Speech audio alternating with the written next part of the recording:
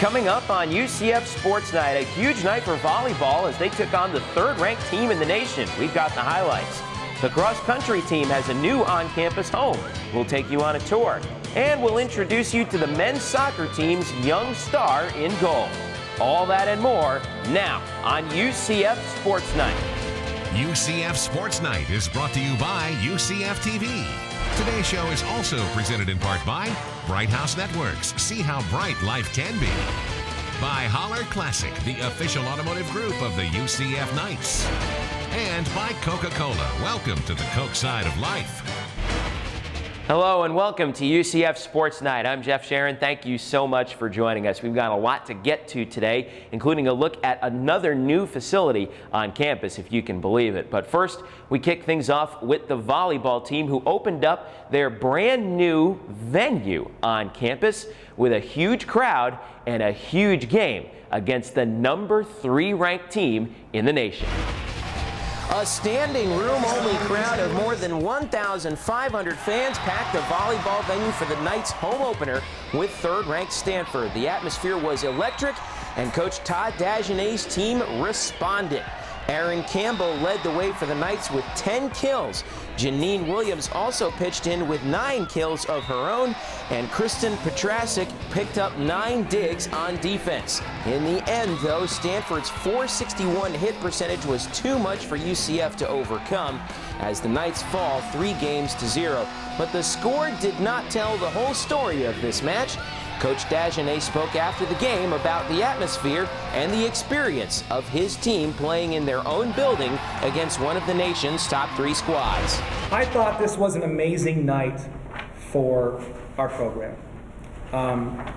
To be able to have this many people come here and watch us gives us an opportunity to showcase our team, the new era of our team, and help show to people what we're trying to do, and hopefully we get some of these people to come back. I sat there from the very beginning thinking, this is awesome. The Knights then traveled to Kansas for the Jayhawk Invitational. They picked up a split on Friday, coming up short against another Pac-10 foe, number 13 Oregon, but then beating Utah Valley that same evening. They finished up with a 3-1 loss against the host Kansas Jayhawks. But all in all, a pretty solid performance against some tough competition this week, including 2 ranked teams. Saturday was another huge day on campus, especially for the first-year students. It was the annual Freshman Frenzy at UCF Arena. The Marching Knights, the UCF cheerleaders, Nitro, everybody on hand to show the freshmen some of the traditions on campus, like the fight song and the chants at the football game. Head men's basketball coach Kirk Spira also came by to talk about the upcoming basketball season, and then the fans got the chance to put everything they learned into practice. And what a thriller everyone was treated to on Saturday as a record crowd watched the Knights score 14 points in the last 3.5 minutes to force overtime against USF at Bright House Network Stadium. In the end, the Knights fell, though, 31-24 to the 17th-ranked Bulls. Meanwhile, the cross-country team got its season off to a solid start with a second-place finish at the Night Attack Challenge, the inaugural event held at the new UCF Cross-Country Complex. UCF runners broke the starting line with competitors from 4 other schools from the state of Florida. Junior Erica Whites was the Knights' top finisher, coming in 6th place. Overall, 4 Knights finished in the top 10, Whites, Allison Palmer, Ocean Cohen, and Chantil Blackwell, as the season cranks up. The men's soccer team was on the road in DeLand for a big matchup with local rival Stetson. This was a tight one thanks in no small part to Shawn Johnson. The Lilburn, Georgia native faced 18 shots from the Hatters, and none of them found the back of the net. One did for UCF, though. Joe Crowley got the lone goal for the Knights, and that helped UCF to the big 1-0 win over the Hatters on the road. Afterwards, Coach Brian Cunningham spoke about the win.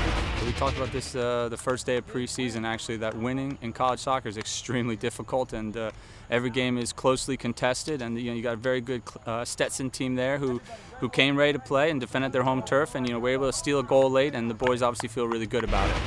And the women's soccer team made the trip out west to California for a pair of games this past weekend. They started out in Stockton with a 1-0 win over Pacific And a big one it was, as head coach Amanda Cromwell chalked up her 150th career victory as a college head coach.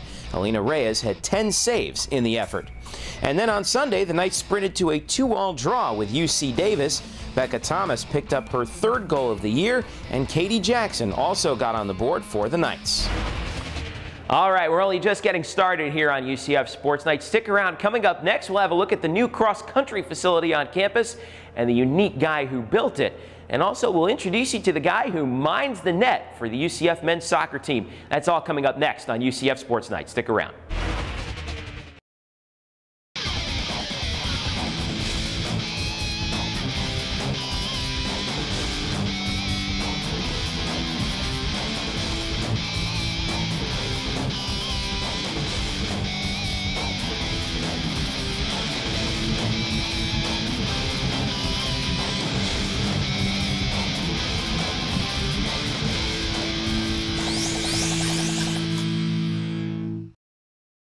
Attendance, people, listen up.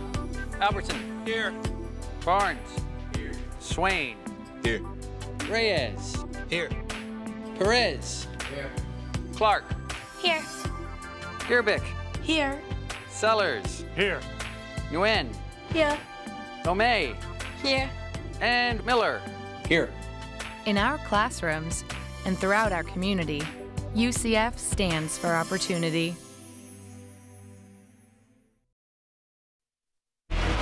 Welcome back to UCF Sports Night. The cross-country team here on campus can add its name to the list of programs with new facilities on campus.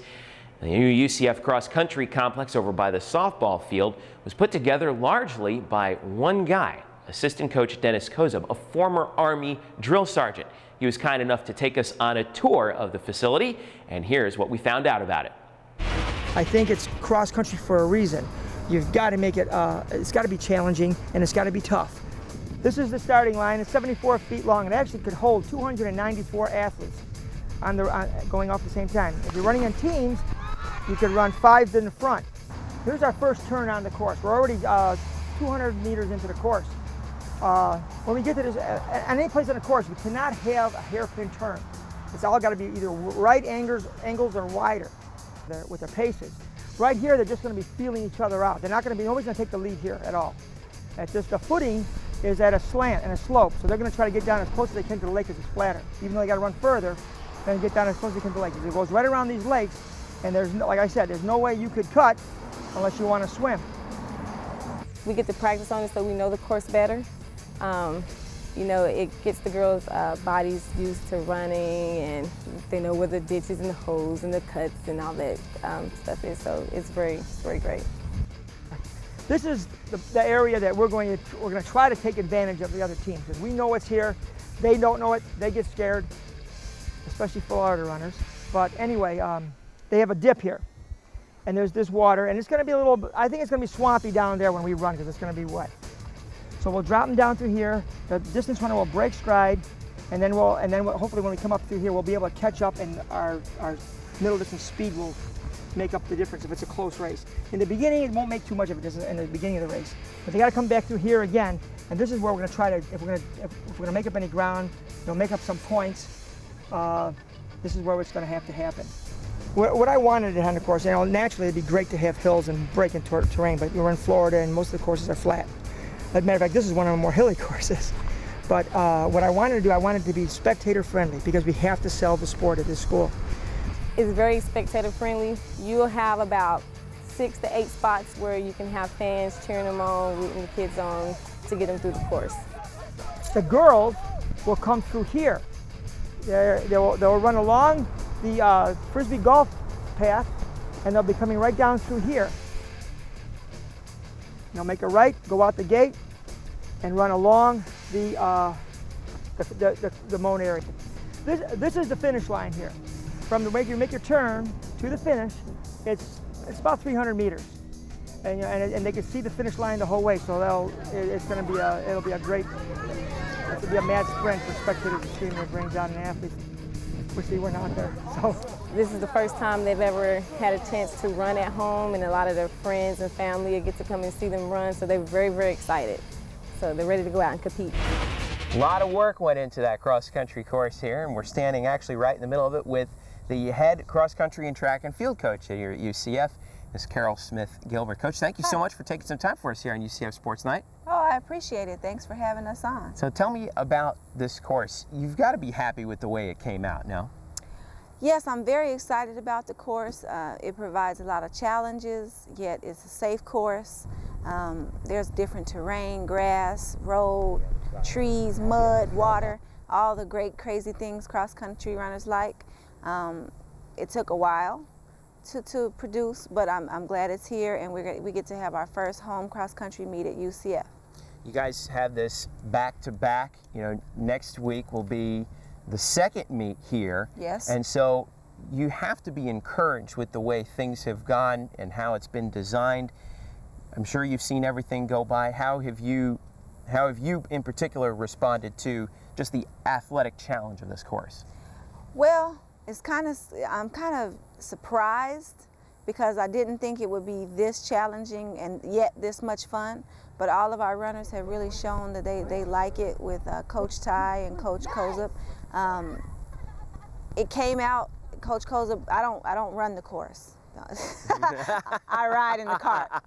But Coach Kozup brought me out, and Coach Ty has been telling me about it, and it's a great course for all ages, and hopefully we can get some joggers on the course to try it out too. We've seen, you know, what a new facility did for football. We've seen what a new facility did for basketball, all the other sports here. Volleyball just opened the renovated facility. How much does having a facility like this on campus help the cross-country program? The cross-country program will be helped tremendously because when you have your own facilities and you can run home meets, you're going to bring visibility not just to UCF but to your program. We should be able to have some great college meets in the future. We're testing it out these 2 times this year. Next year we're going to have some big high school meets and some regional meets. We'll try to bid for cross-country region. So it will bring a lot of visibility to the program, but also to UCF. That's the other thing I wanted to ask you too, is I know that one of the plans, or one of the hopes, is that we'll be able to host maybe some high school cross-country meets here at UCF as well. Talk about how big that is. That's huge because it will attract runners from all across the state, and hopefully I can start getting them in from all over the country. When they hear that there's not just a golf course in Florida, that there's a real cross-country course that cross-country runners like to run on, I think that will bring a lot of attention to UCF and the program, and we can get some high school district meets going and maybe the state high school meet. All right, Coach Carol Smith-Gilbert of the UCF track and field and cross-country team with their brand new home here on campus here at UCF. All right, stick around. We got plenty more here on UCF Sports Night, including a look at men's soccer and their young leader in goal, plus a look at our top 3 plays of this week when UCF Sports Night returns. Fans, here's a look at upcoming night's action this week. Brought to you by UCFathletics.com, the official site for UCF varsity sports. UCF Sports Night returns in a moment.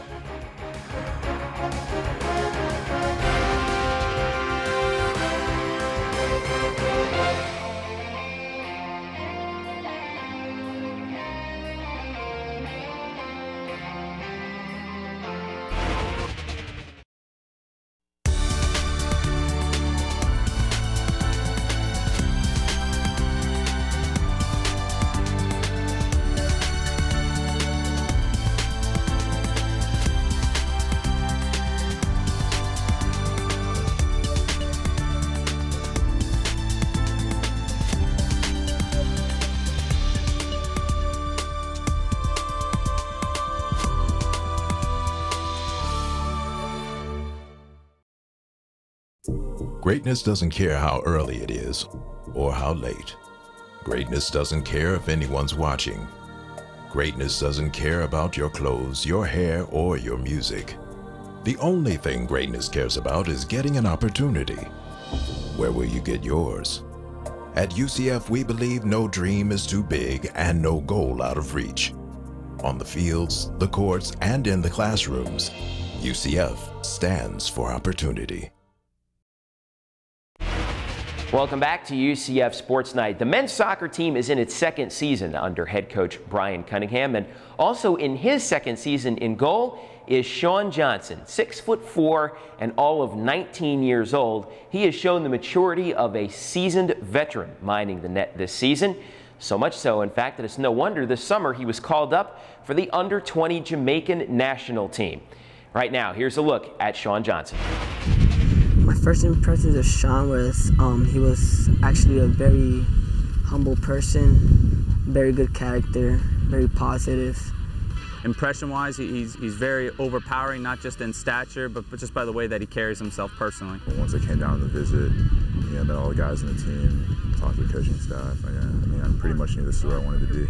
Well, Shawn came to us as raw as can be. He played basketball in high school, and he played, soccer, almost part-time, and then he really came into his own as a goalkeeper. So he came to us very raw, so he's still learning the speed of play of the game. Once I got the starting job, I knew it was, my priority to work hard and keep that starting spot. So.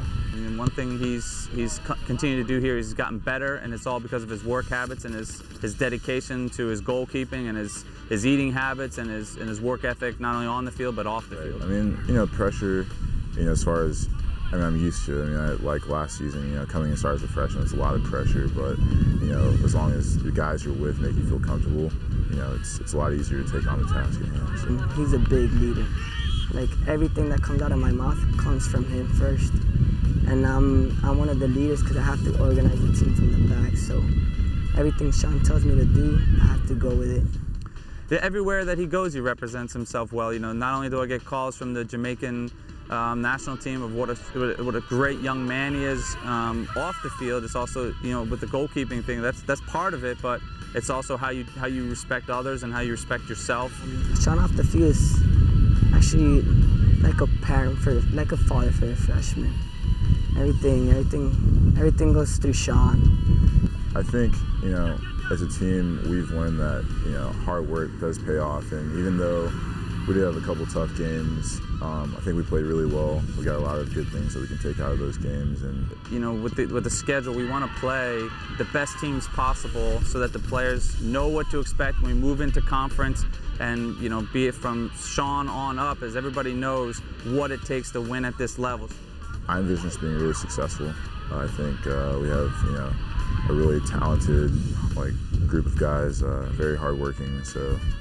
Just by his attitude in practice and his willingness to get better and his dedication to listening and to focusing on the task at hand is really good for our younger goalkeeper. So big picture wise, not only is he worried about himself, but he's also worried about the rest of the team and kind of exuding the attitude that we want all of our players to portray.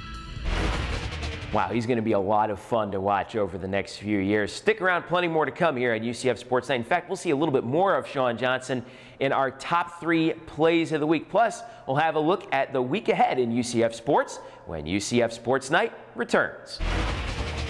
Fans, here's a look at upcoming night's action this week. Brought to you by UCFathletics.com, the official site for UCF varsity sports. UCF Sports Night returns in a moment.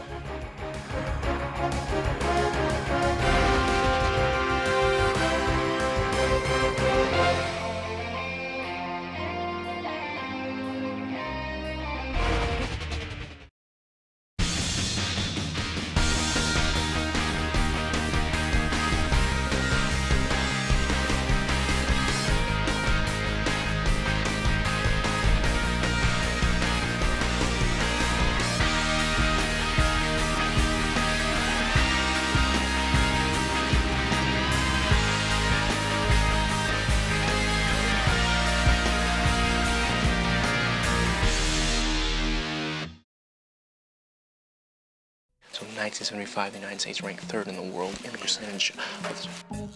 Must be the new guy. Guess you can say I was with you guys the whole time. New guy. UCF and the Central Florida Research Park have helped create 41,000 jobs and contributed about $3.3 billion to the regional economy. 3, and that's only new girl. So if it seems like your company's growing, it probably is. UCF stands for opportunity. Welcome back to UCF Sports Night. Time now for a look at some news and notes from this week on campus. Congratulations to junior women's soccer player Yvonne George as she was named Conference USA Offensive Player of the Week. She scored the game-winning goal in UCF's defeat of Florida in Gainesville last week, and then followed that up by figuring into another dramatic game winner in the home opener against Hartford. It's the third time in her career Yvonne has won Conference Offensive Player of the Week honors. And a legend is coming back home. Softball alumna Stephanie Best has been hired by the Knights as an assistant coach. She joins another former Knight and one of her former teammates, Jen Whitley, on head coach Renee Lours-Gillespie's coaching staff. Best was on UCF's inaugural softball team back in 2002 and is the most decorated softball player in Knights history.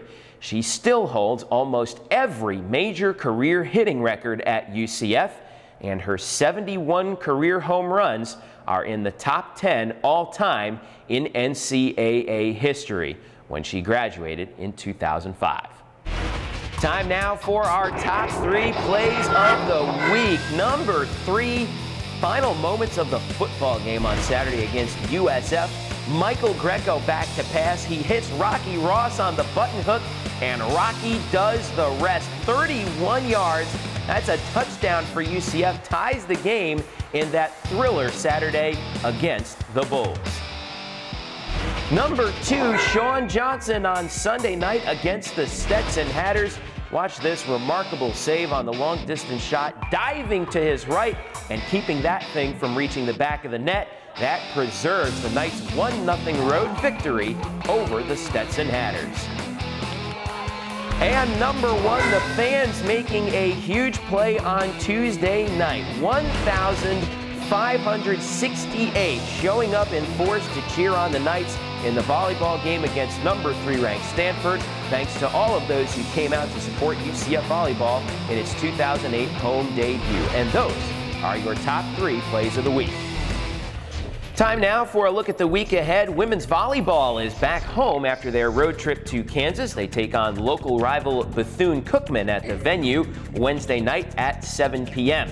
They then go on the road to the FIU Invitational in Miami. The Knights play the host team Friday night and then face up with Oral Roberts and Penn on Saturday. Women's soccer is home this week. They play host to Illinois State on Friday night, followed by Illinois on Sunday. Men's soccer is up in Norfolk, Virginia to face William & Mary on Friday, followed by Old Dominion on Sunday. The men's golf team makes its 2008 season debut in Dalton, Georgia at the Carpet Capital Collegiate, starting Friday and going through Sunday. And on campus on Saturday, it's a great day to root on the cross-country team at their brand new course over by the softball complex. They take part in the Black and Gold Invitational starting at 9 a.m. Saturday morning. All right, be sure to tune in to UCF Sports Night here next week as well. We showed you the debut of the UCF volleyball team at the venue. Well, next week we'll go on a tour of the old UCF arena, now called the UCF venue, with a couple of women's basketball players. They'll show us around, show you what's new. That's all for us here on UCF Sports Night. Be sure to check out UCFathletics.com for all the latest news and information regarding all of UCF sports. Again, that's UCFathletics.com. Thank you so much for joining us here on UCF Sports Night. I'm Jeff Sharon. We will see you again this same time next week. Thank you so much for watching. We'll see you then. UCF Sports Night has been brought to you by UCF TV. Today's show is also presented in part by Budweiser, the perfect balance of flavor and refreshment. Open up a world of taste. By the energy-saving conservation programs of TECO Peoples Gas. And by Centex Homes, proud to support UCF Athletics.